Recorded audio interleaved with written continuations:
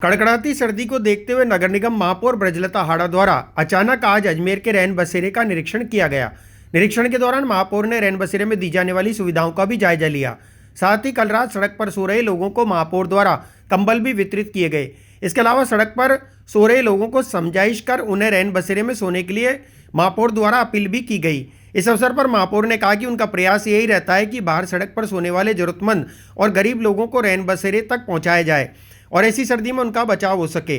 लेकिन कई लोग समझाइश के बाद भी सड़क पर ही सोते हैं, जिन्हें कल कंबल वितरित किए गए। उन्होंने कहा कि और भी स्थान पर देखा जाएगा कि अगर कोई सड़क पर सो रहा हो तो उसे वहां पहुंचकर कंबल वितरित किए जाएं।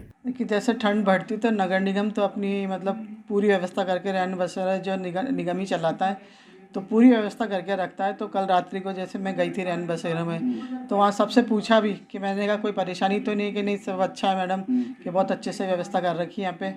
तो रैन बसेरे में देख के आई तो निगम की तरफ से पूरी व्यवस्था है, अच्छी व्यवस्था है।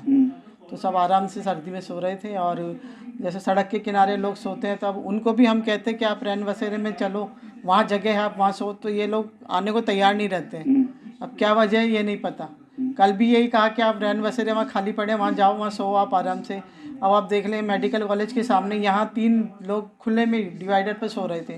उनको कहा हमने कि आप ये रैन बसेरा सामने ही रहा, यहाँ जाके सो, तो वो उन्होंने कुछ जवाब नहीं दिया। तो फिर वो सो रहे थे तो उनको हम कंबल उड़ाकर और आ गए।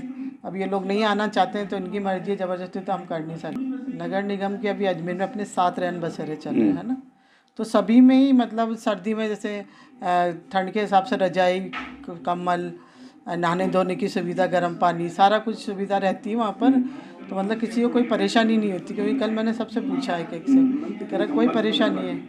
हाँ, कंबल हमने कल करीब 25 के करीब कंबल बांटे, तो जैसे आज भी और बांटने का इरादा है।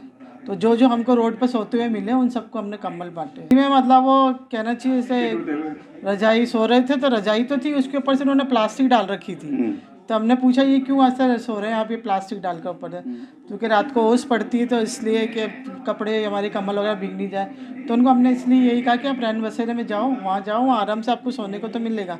सदगुरु इंटरनेशनल स्कूल, पृथ्वीराज नगर, ऑपोजिट पंचशील, ए ब्लॉक, अजमेर, जहां पढ़ाई के साथ साथ प्री प्राइमरी से ही स्टेज अपीयरेंस की ट्रेनिंग दी जाती है, जिससे उनका स्टेज फियर बहुत कम एज में ही दूर हो जाता है। Admissions open from nursery to 10th, 9773326213। यार, बच्चे के लिए ऐसा स्कूल तलाश रहा हूँ जहाँ बच्चा स्टडी करे और साथ में उसे सभी स्पोर्ट्स फैसिलिटीज भी मिले। अपने बच्चे के लिए सतगुरु इंटरनेशनल स्कूल चुनो। स्टडी के साथ साथ यहाँ इवनिंग में नेशनल लेवल के कोचेज द्वारा swimming, badminton, lawn tennis, table tennis, basketball जैसे स्पोर्ट्स की ट्रेनिंग दी जाती है। अरे वाह! सतगुरु इंटरनेशनल स्कूल, पृथ्वीराज नगर, ऑपोजिट ए ब्लॉक, पंचशील, अजमेर।